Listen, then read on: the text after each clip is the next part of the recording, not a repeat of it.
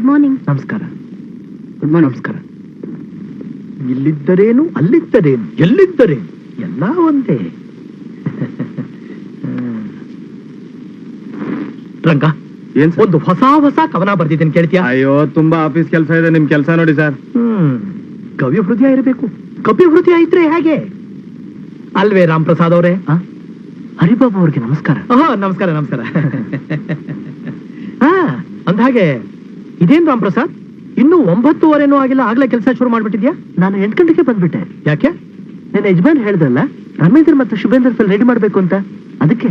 ಅವರು ಸಂಜೆಗೆ ರೆಡಿ ಮಾಡು ಅಂತ ಹೇಳಿದ್ದು, ಇನ್ನೂ ಪೂರಾ ದಿನ ಉಳಿದಿದ್ಯಲ್ಲ. ಹರಿಬಾಬು ಅವರೇ, ನಮ್ ತಂದೆ ಹೇಳ್ತಾ ಇದ್ರು, ನಾಳೆ ಮಾಡೋ ಕೆಲ್ಸ ಇವತ್ ಮಾಡು, ಇವತ್ ಮಾಡ್ಬೇಕಾಗಿರೋ ಕೆಲ್ಸ ಈಗ್ಲೇ ಮಾಡು ಅಂತ. ಯಾಕೋ ಅವಸರ ಮಗನೇ?